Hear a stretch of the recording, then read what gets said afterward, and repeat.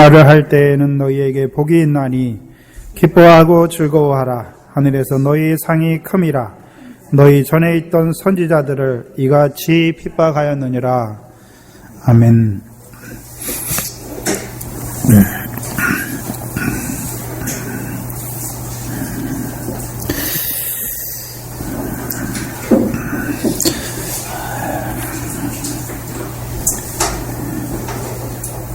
요한복음 3장을 보시면 예수님과 니고데모의 대화가 나옵니다.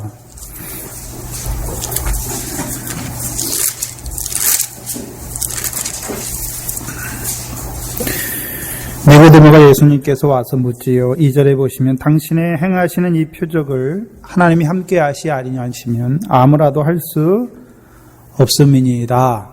3절에 예수께서 대답하여 가라사대 진실로 진실로 내게 이르노니 사람이 거듭나지 아니하면 하나님 나라를 볼 수 없다 말씀하십니다. 그러면 지금 니고데모는 예수님께 와서 하나님이 함께 하셔서 당신이 행하시는 표적을 말하고 있지요.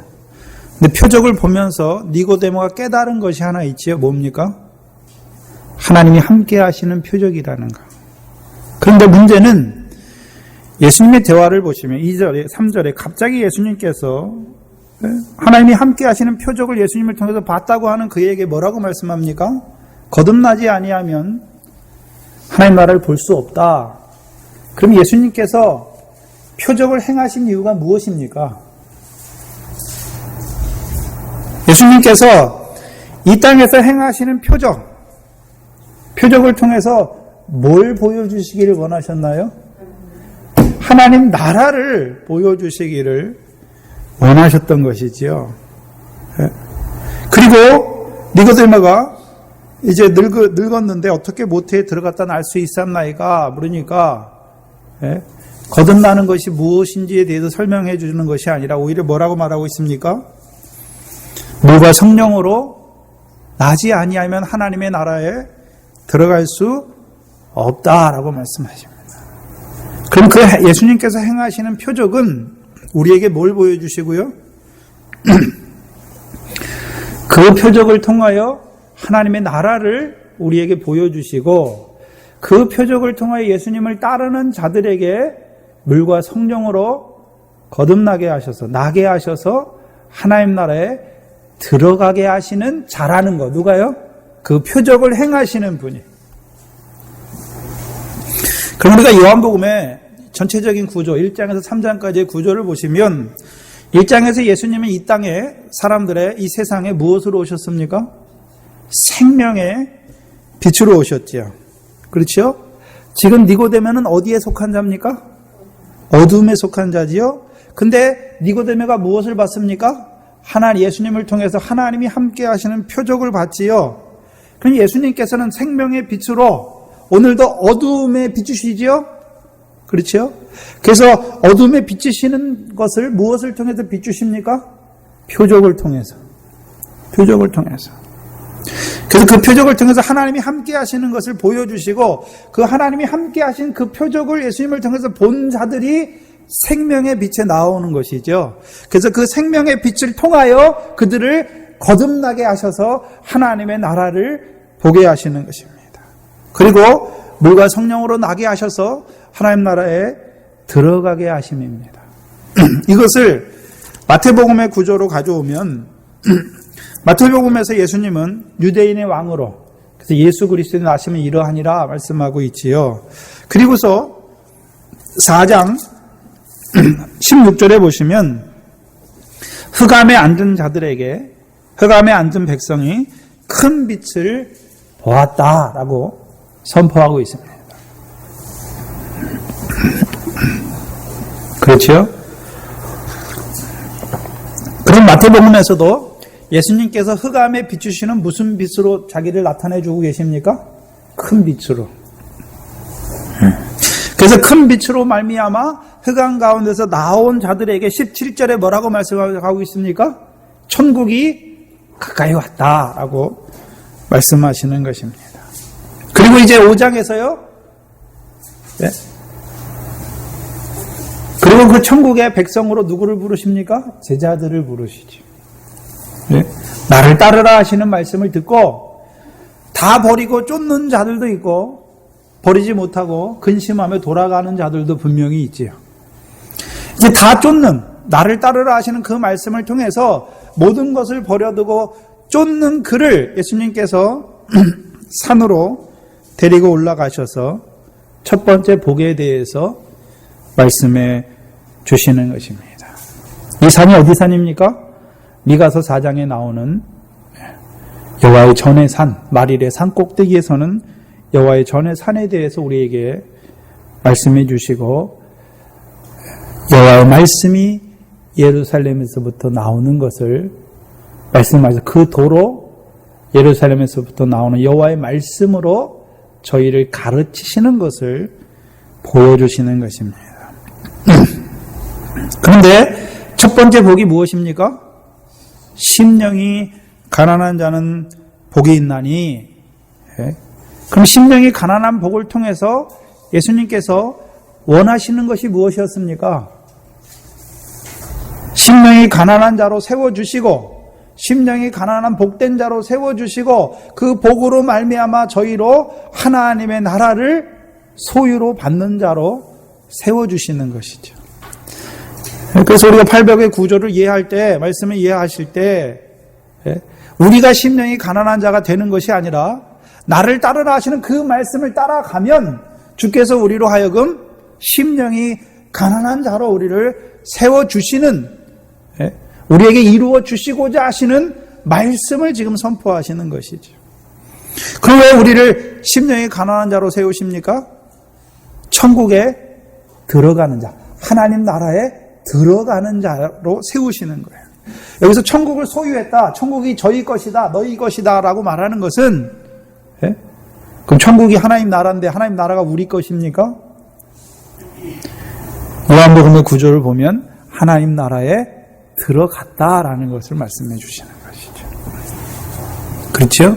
그리고 하나님 나라에 들어간 자들에게 심령이 가난해진 자들을 천국으로, 하나님 나라로 들어가게 하시고 이제 그 하나님 나라에 들어간 자들에게 계속해서 더하여 주시는 복을 말씀해 주시는 것이죠.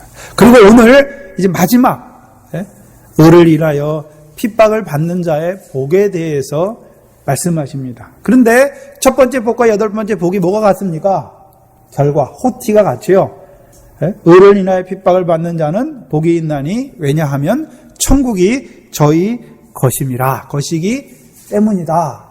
그러면 첫 번째 하나님의 나라를 들어가는 그 천국의 소유의 복과 마지막에 의를 인하여 핍박을 받는 자에게 천국이 너희 것이다, 저희 것이다 라고 말하는 그 천국이 같은 의미일까요? 다른 의미일까요?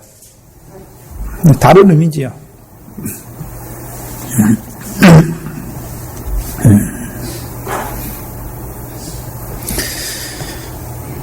우리가 하나님 나라에 들어간다고 다 된 것이 아니죠.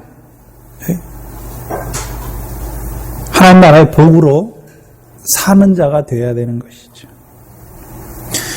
다른 말로 하면요, 하나님 나라를 더 많이 알아간다는 의미입니다. 예를 들면 우리가 어린 아이가 태어나지요.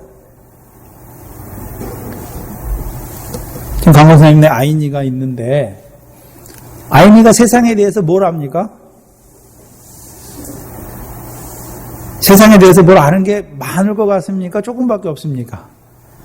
세상에 들어오긴 들어왔죠, 지금. 그렇죠? 났으니까 세상을 살아가는데, 그렇죠? 근데 세상에 대해서 걔가 느끼는 행복, 복과 슬픔이 뭐가 있겠습니까? 배고프면 우는 것이고 먹을 거 주면 자고 행복해서 자는 것이죠.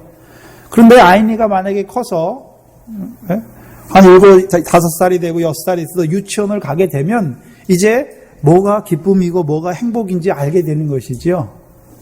근데 초등학교만 되면 요즘에는 초등학교 가면 세상을 안다 그러더라고요. 그 초등학교 가면 어떻습니까? 웬만한 건 다 알게 되는 것이죠. 하나님 나라도 들어갔다고 다 된 것이 아니라 그 복으로 자라난 만큼 하나님의 나라를 알게 되는 것이죠. 다른 말로 하면 하나님의 나라를 살아가는 것입니다. 그 복으로. 그래서 우리가 하나님의 나라를 안다고 하는 것은 세상적인 암. 근데 하나님 나라에는 뭐 슬픔이나 괴로움 이런 게 없어요. 그렇죠? 복으로만 돼 있잖아요. 예수님께 지금 하나님 나라의 복에 대해서 쭉 말씀하시죠. 그럼 그 복을 하나님 나라에서 누리는 자로 살게 하시잖아요. 그래서 우리가 세상에서도 오복이 있잖아요. 오복이 수, 부, 오래 사는 거, 그다음에 부귀영화를 누리면서 사는 거, 그다음에 강령이죠. 건강하게 사는 거. 그다음에 유호덕, 덕을 베풀면서 사는 거. 그다음에 고종명, 죽을 때 아주 편안하게 죽는 거. 그게 사람들이 말하는 오복이잖아요. 그 중에서 어떤 사람은 두 가지 복은 있는데 몇 가지 복이 없는 사람도 있잖아요. 그렇죠? 그러면 그 몇 가지 복을 원하잖아요. 왜요? 복된 자로 살기 위해서. 그럼 하나님 나라의 복을 예수님께서 지금 8가지로 첫 번째 복이 시작이에요. 개념의 시작이에요. 심령이 가난한 자에게 천국이 열려지는 거죠. 하나님 나라에 들어가는 것을 말씀해 주고 그 나머지 복은 무엇입니까? 그 하나님 나라를 소유로 받은 자들로 하여금 하나님 나라의 복을 더 많이 누리게 하는 것이죠. 자라가는 의미가 있는 것이죠. 그 시작은 어디입니까? 심령이 가난한 것에서부터 시작됩니다. 우리가 부자 청년, 예수님 앞에 영생을 얻기 위해 나온 부자 청년과 같이 하나님 앞에 가난한 자로 서지 못하면 어떻게 됩니까? 예수님을 따라갑니까? 따라가지 못합니까? 못 따라가요, 못 따라가요. 못 따라가요. 네? 바리새인과 같이 내가 의인된 줄 아는 자는요, 근심도 안 해요. 오히려 대적하는 자가 돼요. 그래도 부자 청년은 대적하는 자가 아니라 있는 것 때문에 근심하면서 물러갔는데 바리새인과 서기관들과 같은 자들은요, 대적해요, 대적해. 이제 마지막 복, 우리에게 마지막 8복, 8번째 복으로 의를 인하여 핍박을 받는 자의 복에 대해서까지 잘하게 하시는 것이죠. 그래서 이것이 마지막 복입니다. 이 하나님 나라의 복, 이 복으로 우리가 살아가는 것입니다. 세상 뭐 그런 복으로 사는 것이 아니라 하나님 나라의 백성이라고 그러면 이제 예수님께서 하나님 나라의 왕이신 예수님께서 우리에게 선포하신 그 복으로 말미암아 살아가는 우리가 되어야 되는 것이죠. 그래서 이 복을 말씀드리는 하나님께서 이 복으로 우리에게 말씀하시는 것은 먼저 우리로 하여금 어떤 복으로 살아가야, 우리가 하나님 나라의 백성이라면 우리가 어떠한 복으로 살아가야 되는지를 보게 하시는 것이고, 또 하나는요, 내가 지금 어떤 복을 간구와 추구하는 자, 어떤 복을 받기를 원하는 자로 살아가는지 우리 마음을 되돌아보게 하시고, 또요, 나는 지금 어떤 복을 누리고 있나, 어느 만큼 자라났나 또 바라보게 하시는 것이고, 마지막으로요, 우리가 이제 앞으로 바라봐야 될 복, 계속해서 더 자라가야 될 복에 대해서 우리에게 말씀해 주시는 것입니다. 그 마지막이 의를 인하여 핍박을 받는 복에 대해서 우리에게 말씀해 주십니다. 10절에 보시면 의를 인하여 핍박을 받는 자는 복이 있다. 그리고 11절에 나를 인하여 너희를 욕하고 핍박하고 거짓으로 너희를 거스려 모든 악한 말을 할 때에는 너희에게 복이 있나니. 그 10절 의를 인하여 핍박을 받는다는 것이 무엇입니까? 11절에 나를 인하여 너희를 욕하고, 그러면 너희는 어떤 자가 되는 것입니까? 나를 인하여, 예수님을 인하여 욕을 먹고, 욕하는 거니까 욕을 먹고 핍박을 받고 거짓으로 말미암아 모든 악한 일을 당하는 너희지요. 그래서 지금까지는요, 3절부터 시작하면서 쭉 뭐라 하면 저희로 말하다가 마지막에 와서 이제 11절에 뭐라 합니까? 너희로 탁 바뀌어져요.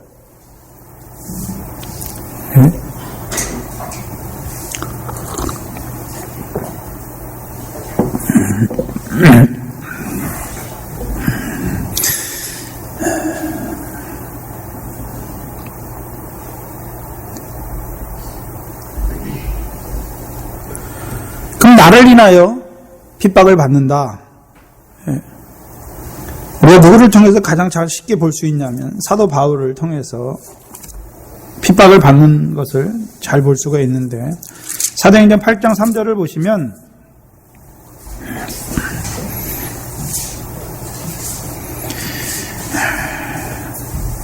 사울이 교회를 잔멸할세 각 집에 들어가 남녀를 끌어다가 옥에 넘기니라.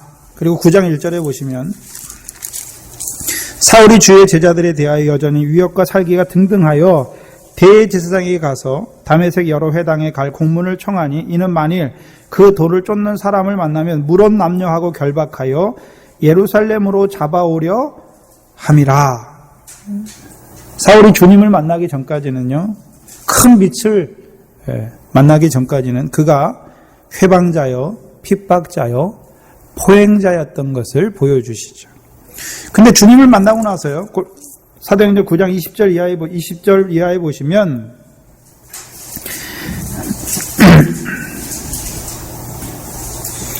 즉시로 각 회당에서 예수의 하나님의 아들이심을 전파하니 듣는 사람들이 다 놀라 말하되, 이 사람이 예루살렘에서 이 이름을 부르는 사람을 잔해하던 자가 아니냐, 여기 온 것도 저희를 결박하여 대제사장들에게 끌어가고자 함이 아니냐 하더라.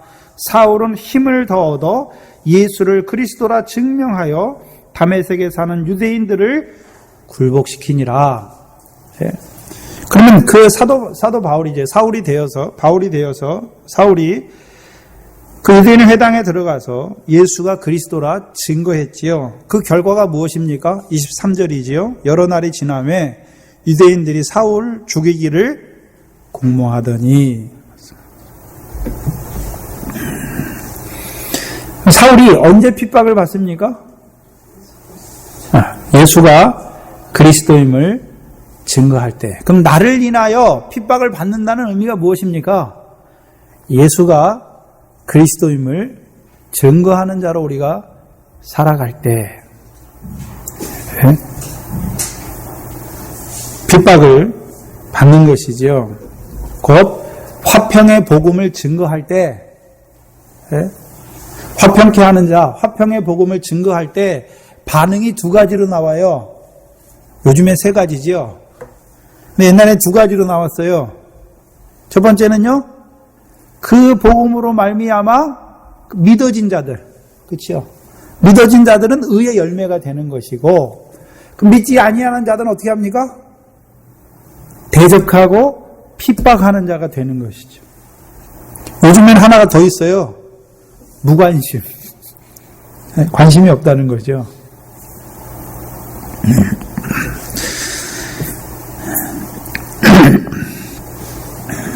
근데 문제는 너희를 욕하고 핍박하고 거짓으로 너희를 거스려 모든 악한 말을 할 때에 뭐가 있다고 말하고 있습니까? 너희에게 복이 있다. 잘 보시면 8번째 복에서는 좀 바뀌었어요. 5번째, 6번째, 7번째는요, 내가 긍휼히 여기는 자, 화평케 하는 자잖아요. 나눠주는 자잖아요. 근데 8번째 복에서는 나눠주는 것이 아니라 무엇을 받는 자가 되는 것입니까? 핍박을 받는 자가 되는 것이죠. 그 원리가 어떠냐면, 제일 처음에 하나님의 심령이 가난한 복으로 세우셔서 천국을 우리에게 주시고, 애통하는 자로 세우셔서 위로를 주시고, 그래서 의에 줄이고 목마르게 하셔서 배부르게 하시고, 그를 세워서 긍휼히 여기는 자, 마음이 청결한 자, 하나님의 하시는 일을 보는 자, 또 화평케 하는 자로 세우시고, 그 화평의 복음을 전할 때 그 화평의 복음으로 말미암아 하나님과 화목한 자들로 세우는 믿음의 역사가 일어나는 한편 뭐도 일어납니까? 핍박의 역사도 일어나는 것을 말씀하는 것입니다.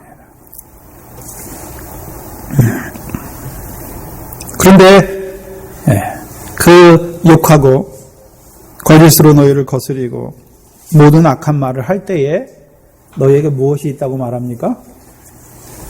복이 있다. 여기서 우리가 하나 봐야 되는 것은 핍박이라고 하는 그 디오코라는 헬라어 동사인데요. 이 동사는 쫓아내다, 내몰다, 쫓아내버리다. 원래 그 뜻이에요. 그런데 거기서 괴롭히다, 흉악하게 다루다라는 의미지요. 근데 여기서는 수동태 분사형을 썼어요. 그럼 수동태라는 것은 뭐냐? 수동태 분사형을 썼다는 의미는 뭐냐면요. 우리가 마지못해서 힘이 없어서 핍박을 당하는 자가 아니라 핍박받는 것을 용인하는 거예요. 그래서 나를 인하여라는 말이 있는 것이죠. 우리가 주님을 몰랐으면 핍박을 하려고 그러면 안 받으면 되잖아요. 나 모른다, 아니다 하면 되는데 예수님이 십자가를, 그 의를 알았기 때문에 이제 어떻게 하는지 하면 핍박을 당하여도 핍박을 받는 거예요. 기꺼이. 또 여기 욕하다라는 동사는 어떤 의미냐면요. 그리스도께서 그 십자가 앞에서 사람들의 조롱과 놀림과 욕하고 경멸할 때 사용된 단어가 오네이디조라는 단어입니다. 욕하다 그러니까 그냥 그 그냥 이렇게 우리가 하는 욕, 무슨 새끼 하는 것처럼 젊은 사람들이 하는 그 욕을 말하는 것이 아니라 경멸하는 어조로, 조롱하는 어조로 말하는 욕을 말하는 것이죠.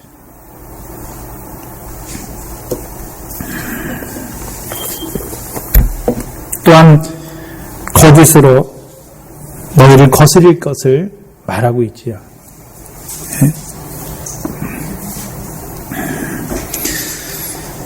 그런데 우리가 한번 생각해 봐야 되는 것은 지금은 핍박의 시대가 아니지 않습니까? 지금 뭐를 인하여 핍박을 받는 자들이 있습니까?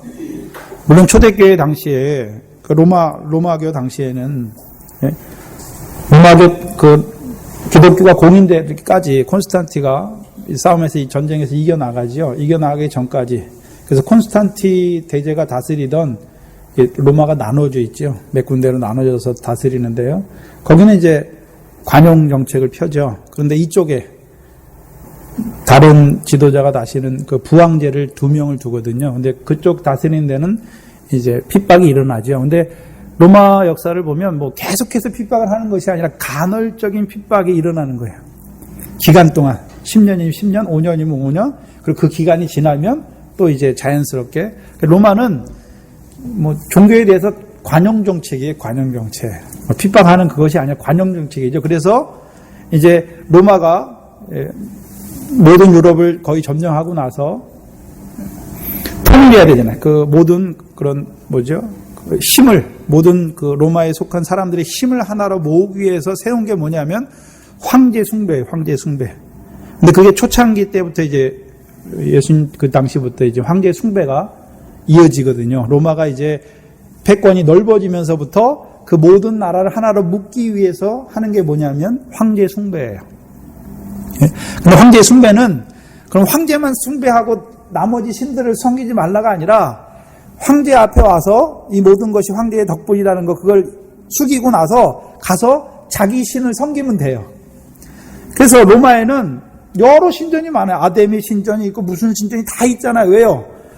로마의 신이 다스린 황제가 다스린다는 그것만 황제가 신이 되어서 다스린다는 그것만 인정하고 나서 가서 자기 신을 섬기면 다 용납을 해요. 근데 기독교는 그걸 안 하죠. 그러니까 핍박의 대상이 되는 것입니다. 그래서 1세기 때는 증인, 마르투스라는 단어가 증인으로 쓰였는데요.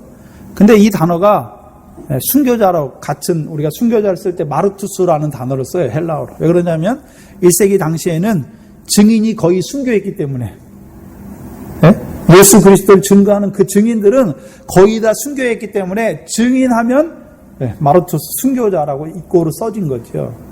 그만큼 그 박해가 심했습니다. 그래서 로마 치하에서는 평상시에는 모르게 믿을 수도 있지만 그런 환란이나 핍박이 드러나면 그리스도인이라는 게 적발되면 모든 게 다 뺏기죠. 사회적, 경제적, 무슨 지위 같은 거 다 뺏겨요. 그러나 그걸 다 당해요. 기쁨으로 다 봐줘. 물론 배교자들도 있지요.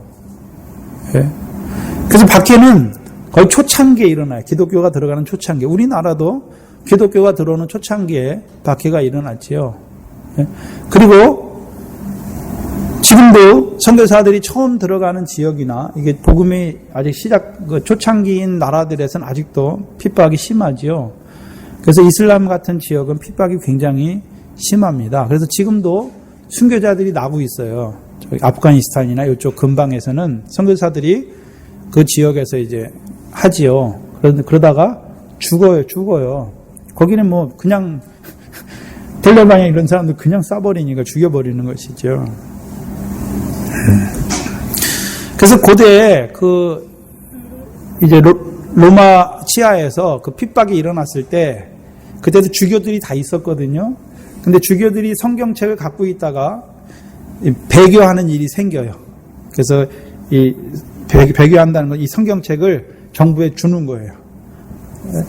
그런 배교자들 때문에 교회가 시끄러워지죠. 도나투스파라고 하는 자들이 일어났는데 그들은 뭘 주장했냐면요.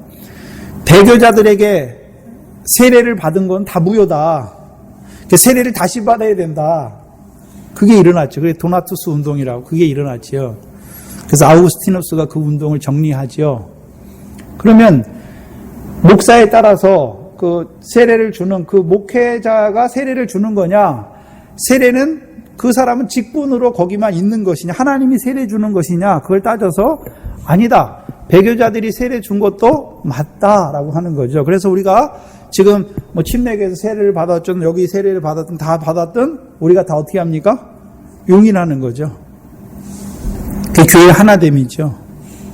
그 사도신경을 용인하듯이 그 교회가 이제 교회됨의 표지가 딱딱딱 있거든요. 그래서 교회됨의 표지는 뭐냐면 말씀, 설교와 성례죠. 성례, 세례와 그래서 두 가지죠. 두 가지. 옛날에 로마교에서는 7가지를 봤어요. 그래서 태어날 때부터 죽을 때까지 그래서 결혼도 세례로 본 거죠. 성례로 본 거죠. 그래서 로마교에서는 이혼하는 것을 굳고 반대하지요. 이혼할 수 없다라고 하는 거죠. 왜요? 이혼하면 구원이 없는 것으로 보는 거죠. 그게 성례니까. 그런데 종교개혁자들은 두 가지, 말씀과 성례, 세례와 성찬을 두 가지로 교회의 표지를 묶었지요. 그러면서 그게 정리가 되죠. 그래서 지금은요, 말씀이 뭐냐, 설교. 그래서 말씀과 성례가 집행되는 곳에 교회가 있다라고 말하죠. 우리나라도 일제 신사참배 때 이제 배교하는 일들이 일어나죠. 그래서 이제 신사참배 반대했던 사람들 중에 나누는 게 뭐냐면요, 재건파와 고신파들, 제가 신학했던 그 고신이 나누죠. 고신은 뭘 주장하냐면 이 사람들이 참회하고 회개하면 지금 목사 설교하는 거 내려놓고 2달이든지 6달이든지 회개하고 다시 돌아오도록 하자 이걸 했고, 재건파는 뭐냐면 그 사람들의 교회는 이건 교회가 아니라 사단의 회니까 교회당 다 불지르고 그건 다 교회가 아니다. 마귀 짓거리 했으니까 그건 아니니까 다 불지르고 그들이 했던 건 다 무효다. 강경하게 나가는 것이 그게 재건파지요. 그래서 또 추억 성도끼리도 갈리지요. 근데 지금 우리나라 사정 같은 경우에는 지금 복음이 들어온 지가 한 100 몇십 년이 되다 보니까 우리 믿음 때문에 박해를 받거나 순교를 당하는 일은 없습니다. 그렇죠? 물론 지금도 개인적으로 집안의 제사나 아니면 종교 문제 때문에 제사나 이런 것들 때문에 불교 믿는 집안에서 예수를 믿는다 그러면 욕을 하지요. 핍박을 하고 그렇죠? 근데 그거는 개인적인 수준의 것이고 또 미미한 수준의 것이지요. 그렇다면 지금 우리 같은 경우에는 이 의를 인하여 핍박을 받는다는 의미를 어떻게 우리가 받아들여야 될 것인가? 저는 고난의 의미로 이해합니다. 물론 이 핍박이 마지막에 대환란을 통해서 첫 3년반 환란을 통해서 우리에게 분명히 올 것입니다. 그렇죠? 그래서 우리가 물론 그것을 보면서 우리가 준비해야지요. 기름을 짜는 준비를 해야죠. 자기 부인 날마다 죽는 훈련을 해야 되는 것이지요. 근데 분명히 여기 의를 인하여 핍박을 받는 자는 복이 있나니 천국이 저희 것이다. 여기 현재형을 썼거든요. 그렇다면 우리가 지금 실제로 우리에게 핍박, 그렇게 로마 시대나 복음의 초창기 시대와 같은 그런 예수를 믿는 것 때문에 오는 핍박은 실제로 우리에게 일어나지 않습니다. 그럼 우리에게 실제적인 핍박, 그 의미를 어떻게 생각해야 될까? 저는 고난이라는 의미로 이해했습니다. 그래서 우리가 요한복음 15장에 보시면 너희는 세상에 속한 자가 아니라 세상에서 나의 택함을 입은 자인 거로 세상이 너희를 미워하느니라 라고 우리에게 말씀해 주고 있습니다. 또한 골로새서 1장 24절에 보시면 골로새서 1장 24절을 우리가 한번 살펴보죠.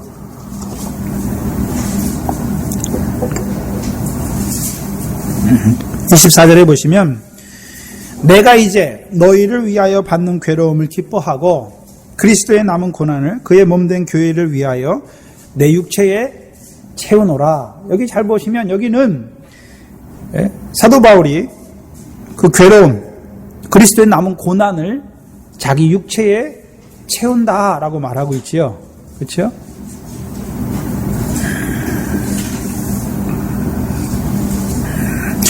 이 고난은 무엇을 위해 받는 고난입니까? 사도 바울이 그의 몸된 교회를 위하여 받는 고난이죠. 근데 고난은 여기 잘 보시면 고난을 이해할 때 우리가 그냥 지식적으로 이해하는 것이 아니라 고난은 어디에 채우는 것입니까? 육체에 채우는 거예요. 육체에. 그럼 육체에 채운다는 말은 실제적으로 육체에 뭐가 있단 말입니까? 괴로움이 있다는 것이죠. 괴로움이. 우리가 여기서 한 가지 구별해야 될 것은 고통과 고난이지요. 네? 고통은 우리가 잘못했을 때 하나님께서 우리가 자녀들 잘못하면 때려서 고통을 줘서 그걸 돌이키게 하듯이 우리가 잘못 살아서 하나님이 깨닫게 하시기 위해서 우리에게 주시는 것은 고통이고, 고난은 내가 믿음을 지키기 위해서, 의를 지키기 위해서 받는 모든 손해, 그것이 고난입니다. 믿음 지키기 위해서 따돌림도 받는 것이고 싫은 소리도 듣는 것이고 손해도 보는 것입니다. 그것이 고난이에요.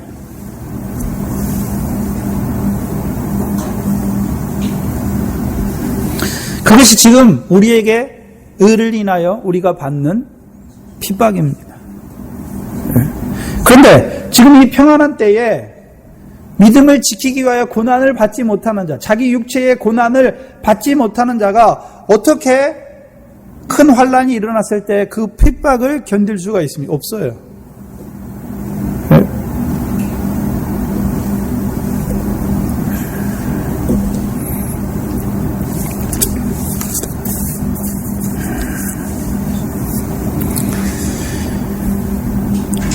주님께서는 복이 있다라고 말씀합니다.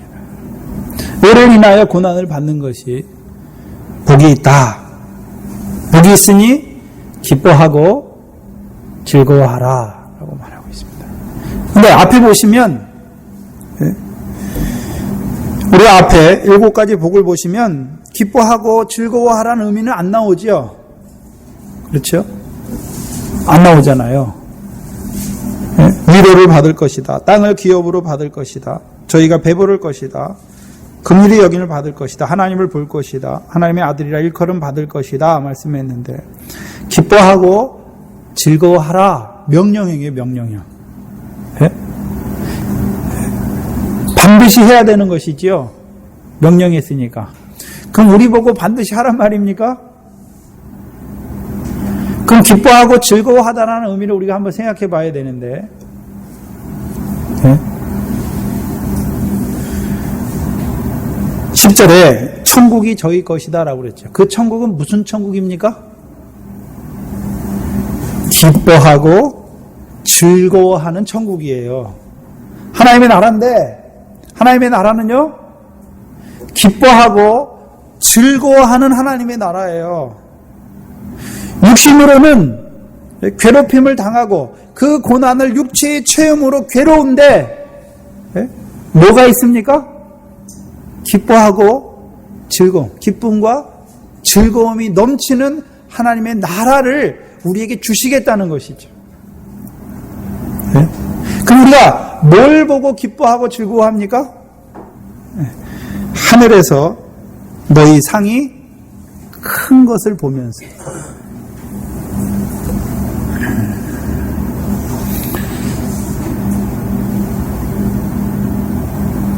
네, 우리 8번째 복을 보면서 하나 생각해 봐야 되는 것은 하늘에서, 어디서요?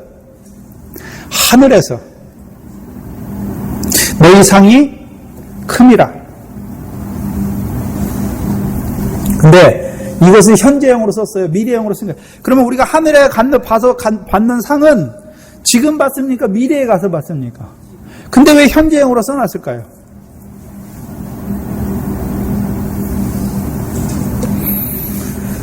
여기서 히브리서 11장 1절에 믿음은 바라는 것들의 실상이라는 의미가 나오는 것입니다.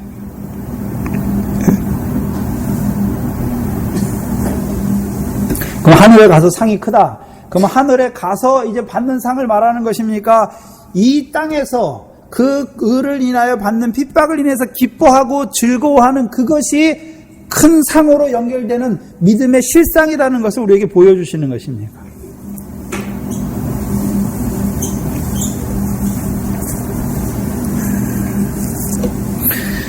상이 크다고, 큰 상이다라고 상이 큼이라고 말씀했으니까 나머지 복들도 뭐가 있습니까? 상이 있어요, 분명히. 그럼 나머지 복들도 뭐가 있단 말입니까? 하나님 나라에서 그 복으로 말미암은 기쁨과 즐거움이 있는 것이죠. 그런데요, 이제 우리로 하여금 자라나게 하셔서 이제 의를 인하여 핍박을 받는, 이 핍박에는요, 순교의 믿음까지 들어가 있는 것이죠. 그래서 의를 인하여 핍박을 받는 것을 보면서 하늘의 상이 큼을 보면서 미래에 주실 거 보는 것이 아니라 지금 보는 것이죠. 그래서 로마서 8장 17절에 우리가 그리스도와 함께하는 후사냐? 그와 함께 영광을 받기 위하여 고난도 받아야 되는 것을 말씀하는 거죠. 그러면 우리가 고난 받기 때문에 상이 있는 것입니까? 큰 상을 예비해 놓고 우리를 그 영광에 이끌기 위해서 고난을 주시는 것을 바라보라는 것입니까?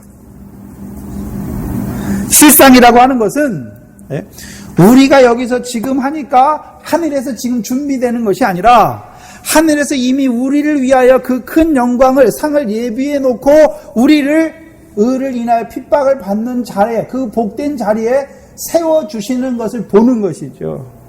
그게 실상이에요.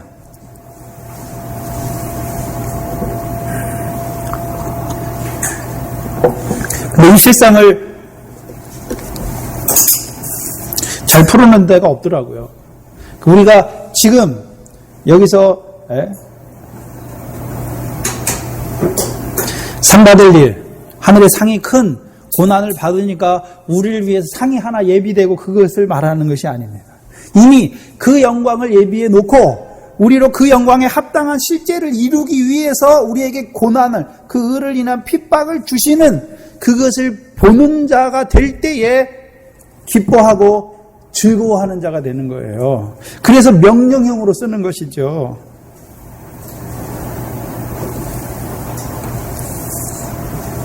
왜요? 하늘의 것을 땅에서 이루어 주시는 거니까. 네? 땅에서 이루어가는 것이 먼저가 아니라 하늘의 그 영광이 먼저예요. 그래서 그 영광으로 그 영광의 큰 상을 주시기 위해서 우리에게 의를 인한 핍박의 자리에, 그 복된 자리에 우리를 세워주실 때 기뻐하고 즐거워하라라고 말씀하는 것이죠. 이것이 믿음은 바라는 것들의 실상입니다.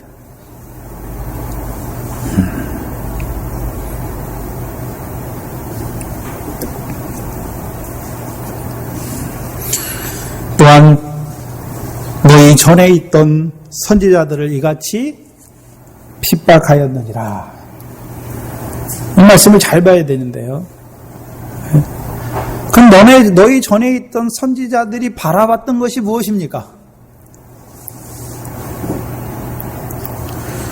우리가 구약의 선지자들이 다 나오잖아요. 그럼 그 선지자들이 바라봤던 것이 무엇이죠?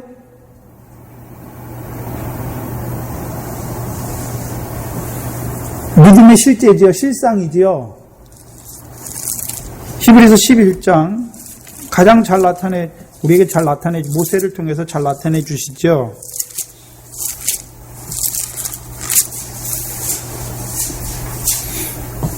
히브리서 11장 25절, 26절 보시면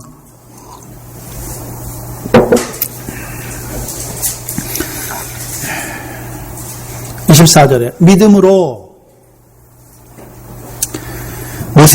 그럼 모세에게 믿음이 있다는 것은 모세가 어디를 바라봤단 말입니까? 11장 6절에 보시면 믿음이 없이는 기쁘시게 못하나니 하나님께 나아가는 자는 반드시 그가 계신 것과 또한 자기를 찾는 자들에게 상 주시는 이심을 믿음이에요. 이게 이미 믿음에 있는 거예요. 믿음으로 모세는 믿음으로 뭘 봤단 말입니까? 하나님께서 자기를 찾는 자들에게 하늘에 큰 상을 예비하시는 거예요. 봤다는 것이죠.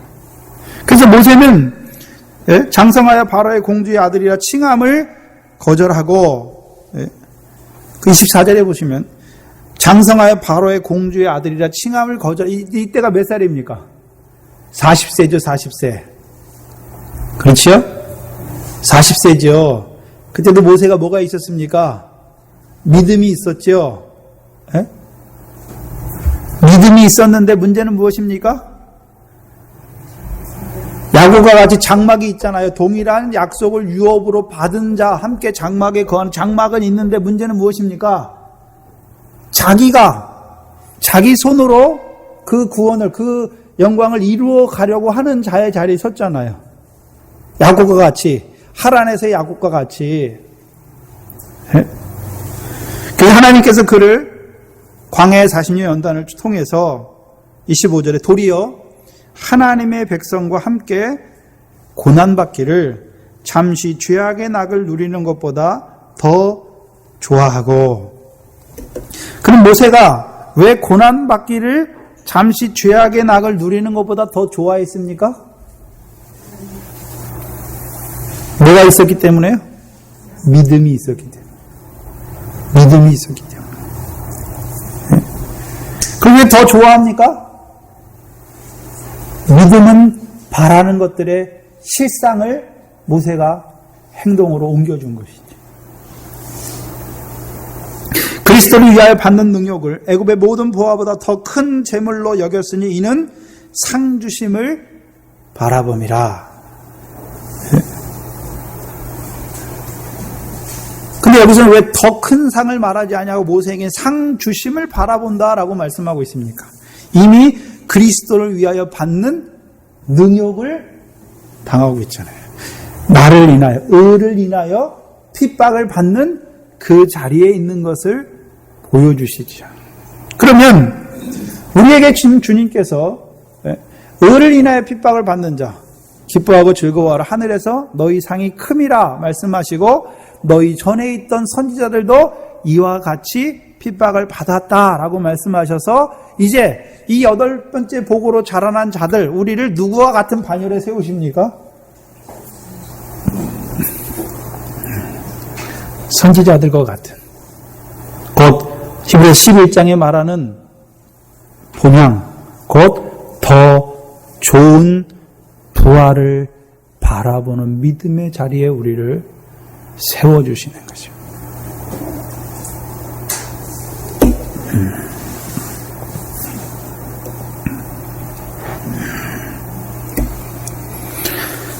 무엇을 바라보십니까?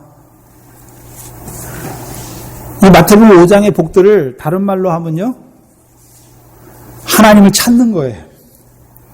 하나님을 찾는 거죠. 하나님을 찾는 것이 무엇입니까?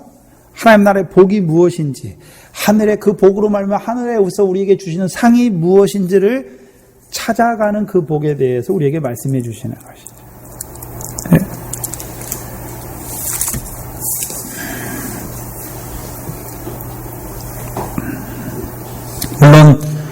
저와 여러분에게 마지막 그 대환란, 첫 3년마 환란이 우리에게 남아 있습니다. 다니엘을 통해서 개국 이래로 그렇게 큰 환란이 없을 것을 우리에게 보여주셨고, 또한 그 환란을 통해서 우리에게 뭘 보여주십니까? 환란이 큰 만큼, 핍박이 큰 만큼 무엇도 클 것을 보여주십니까? 기쁨과 즐거움도 클 것을 보여주시죠. 왜요? 더 큰 상을 주시기 위해서 주시는 환란이니까. 그래서 계시록을 두려움으로 책으로 보는 것이 아니라 이 상을 바라보는 자들, 그 영광을 바라보는 자들은요, 기뻐하고 즐거워함으로 그 계시록을 받아 먹어야 되는 것이죠. 물론 지금부터 저와 여러분이 뭘 준비해야 됩니까? 마태복음 25장에 보니까 신랑이로다, 신랑이 올 때가 있지요. 네? 재림을 분명히 말씀하고 있습니다. 그들이 뭘 준비합니까? 지금 한국교회에 예수님 재림한다고 모르는 데가 어디 있습니까? 문제는 등은 다 가지고 있는데 뭐가 없습니까? 기름이 없어요. 기름. 네? 왜 기름이 없습니까? 왜 고난을 예비하지 않습니까? 네? 천년왕국을 교회 시대로 봐버리기 때문에 기름이 없어요. 지금이 교회 시대라 보기 때문에. 네? 우리 기름으로 가장 잘 보여주는 게 무엇이면 감람류의 기름이지요. 감람류는 어떻습니까? 깨뜨려야 돼요. 익으면 그거를 포도와 무화과는 먹어요. 근데 감람은 그걸 먹는 것이 아니라 깨뜨려요. 짜서 그 기름도 어떻게 합니까? 기름이 남아있는 게 아니에요. 기름이 남아있으면 불을 밝히지 못하죠. 네? 자기 부인입니다.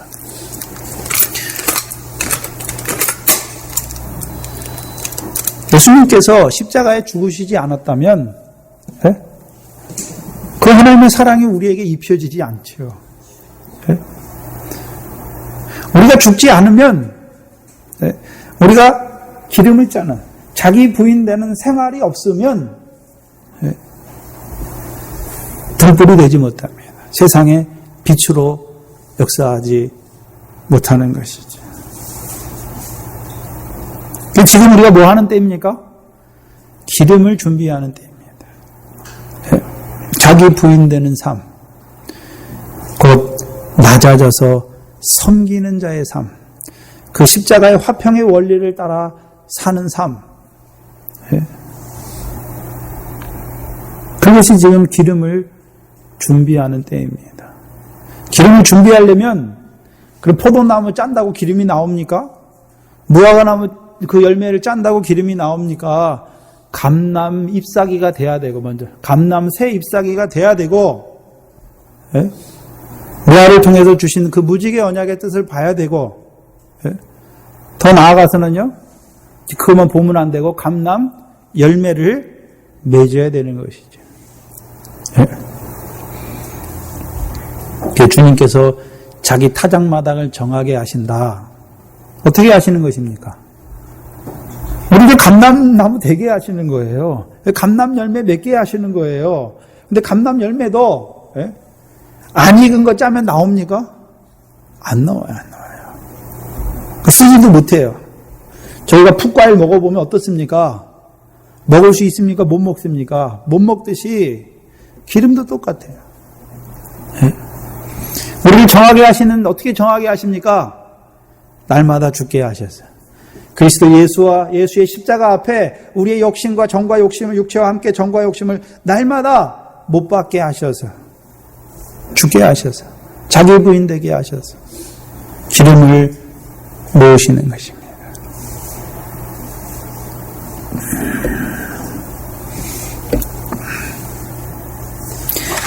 이 하나님의 나라는 창세로부터 시작됐습니다. 또한 이제 아브라함의 씨에게 보편적으로 예수님께서 천국이 가까이 왔다 말씀하시고 심령이 가난한 자는 천국이 저희 것이다 말씀하셔서 이제 육적인 아브라함의 씨가 아니라 믿음으로 말미암아 아브라함의 씨 된 자들에게 하나님의 나라를 주셨습니다. 조건이 무엇입니까? 나를 따라오는 자들에게 주셨고, 이제 우리로 하여금 그 하나님 나라의 복으로 자라게 하십니다. 그 하나님 나라의 복은요, 마땅히 반드시 그 결과를 우리에게 가지고 오는 것이지. 곧 하나님께서, 그러면 하나님께서 하나님 나라를 창조하신 이유가 무엇입니까? 상 주시기 위해서, 상 주시기. 더 큰 상을 주심으로 기뻐하고 즐거워하게 하시고, 그 기쁨과 즐거움이 하나님의 은혜의 영광을 찬송하는 그 찬양과 찬미로 이루어지게 하시려고 우리에게 하나님 나라를 보여주시는 것이죠. 그래서 구약의 믿음의 선진들도 다 무엇을 보고 살았습니까? 상 주심을 바라본 거죠. 믿음이면 하나님이 자기를 찾는 자들에게 상 주심을 바라봤지요. 네? 무엇을 바라보고 사십니까? 하나님의 백성이라면 상 주심을 바라보는 것이죠. 하늘에서 우리의 상이 클 것을 바라보는 것이죠. 클 것을 바라보는 것이 아니라 이미 큰 상을, 큰 영광을, 그 빛난 영광을 우리를 위해서 예비하신 그 영광을 바라보게 하심으로 우리로 그 영광의 실제를 이 땅에서 의를 인한 핍박, 그 고난을 통해서 그 실제를, 그 영광의 실제를 이루어가게 하시는 것이죠. 그래서 그것이 현재로 쓰인 거죠.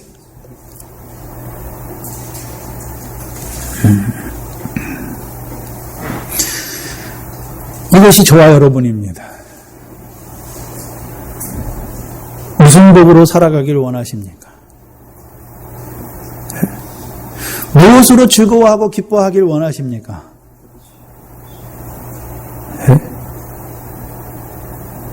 다른 거 없습니다. 하늘의 상입니다. 우리를 위해서 예비해 두신 상으로만 우리가 기뻐하는 것이고 즐거워하는 것이고, 이 땅에서 우리의 삶이 그 상에, 그 상과 영광에 합당한 삶으로 살아가는 것이 우리의 믿음입니다. 그것이 그 영광을 실제가 되게 하는 우리의 믿음인 것이죠. 기도하겠습니다. 하나님 아버지, 감사합니다.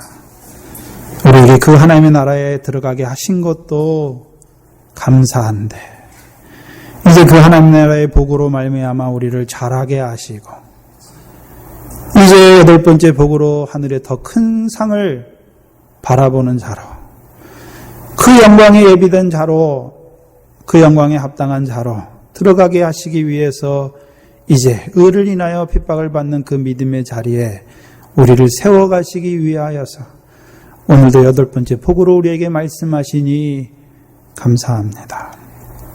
아버지 하나님, 우리가 미련하게도 의에 배부르지 못하여서 아직까지도 나누어주고 또한 섬기는 자가 아니라 오히려 받는 자로, 늘 그 은혜와 사랑만을 받는 자로만 있는 아무까지 채워지지 못한 저희를 불쌍히 여겨주시옵시고, 이제 의에 배부른 자로 세워주셔서 우리가 긍휼을 베푸는 자여, 청결한 자여, 화평케 하는 자여, 나아가서는 의를 인하여 핍박을 받는 그것까지도 기뻐하고 즐거워하는 우리의 믿음이 되게 하여 주시옵소서.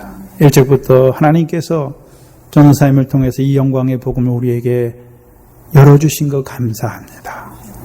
이제 그 영광에 합당한, 그 영광의 복음에 합당한 우리의 삶이 되게 하여 주시옵소서. 늘 자기 부인하고 날마다 자기 십자가를 지고 주님을 쫓는 그 감람류의 기름을 짜는 우리의 삶이 되게 하여 주시옵소서. 늘 정결한 신부로 그 등에 기름을 예비하는 우리의 삶이 되게 하여 주시옵소서. 예수님의 이름으로 기도하옵나이다. 아멘.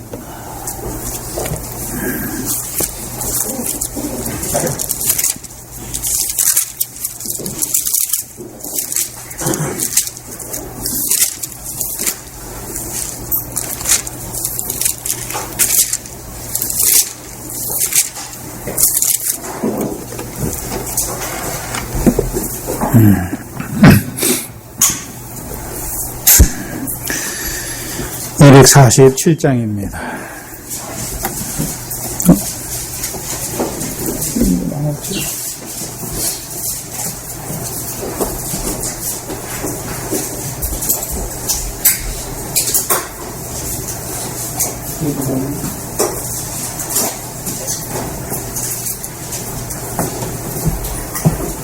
반주가 안 되네요. 이 세상 풍파 심하고 또 환난 지고 많으나 나 편히 쉬게 될 곳은 주의 비하신 신속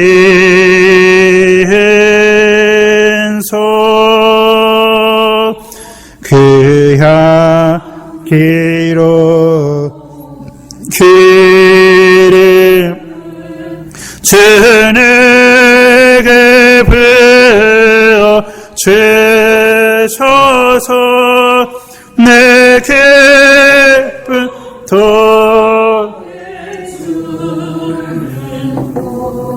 주 피로 사신 신속 주 믿는 형제 자매들 그 몸은 떠나 있으나 주 앞에 기도 드리고 다 함께 모인 신속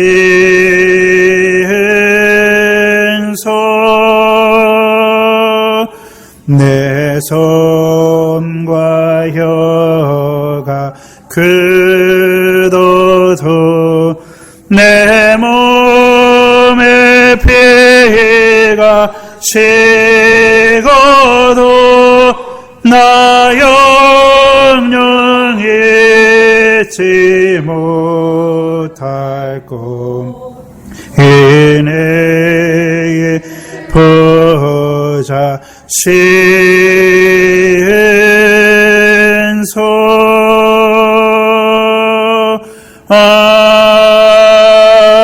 아멘. 제가 좀 설교를 좀 빨리 끝내려고 최대한 노력을 하는데요. 그래, 될 수 있으면 1시간에서 1시간 10분 안에 좀 끝내려고 좀 그래서 그래도 좀 3가지로 좀 하려고 노력 중인데 잘 안 되네요. 그래서 좀 양해해 주시고 그래도 좀 바꿔가도록 노력하겠습니다. 그런데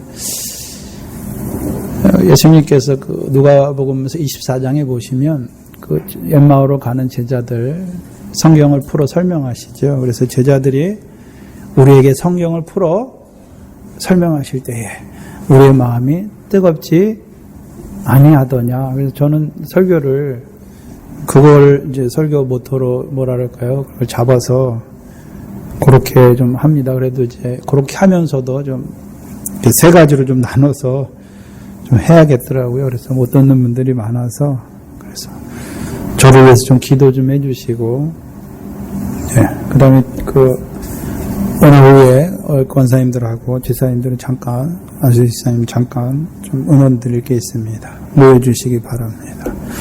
주기도문으로 예배를 마치겠습니다.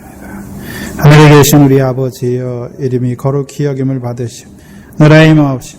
뜻이 하늘에서 이룬 것 같이 땅에서도 이루어지이다. 오늘 우리에게 이룬 양식을 주옵시고, 우리가 우리에게 죄지은 자를 사해 준 것 같이 우리 죄를 사해 주옵시고, 우리를 시험에 들게 하지 마옵시고, 다만 악에서 구하옵소서. 나라와 권세와 영광이 아버지께 영원히 있사옵나이다. 아멘.